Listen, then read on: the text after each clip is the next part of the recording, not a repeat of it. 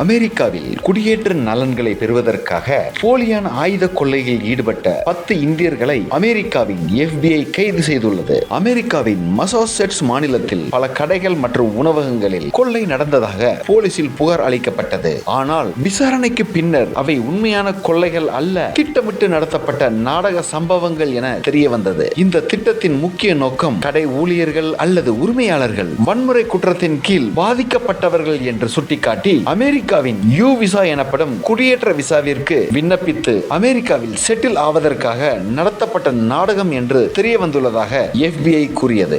FBI தகவலின்படி சிலர் பாதிக்கப்பட்டவர்கள் போல நடிக்க பணம் பெற்றதாகவும், கொள்ளை அடிப்பது போல நடிக்க கடைகளை பயன்படுத்த அனுமதி அளித்தவர்களுக்கும் பணம் வழங்கப்பட்டதாகவும் விசாரணையில் தெரிய வந்துள்ளது. மொத்தம் 11 இந்தியர்கள் மீது குற்றச்சாட்டு பதிவு செய்யப்பட்டுள்ள நிலையில் 10 பேர் கைது செய்யப்பட்டுள்ளனர். மற்றொருவர் இந்தியாவிற்கு நாடு கடத்தப்பட்டுள்ளார். இந்த குற்றம் சாட்டப்பட்டவர்களுக்கு 20 மாதங்கள் ஜெயில் தண்டனை வழங்கப்பட்டுள்ளது.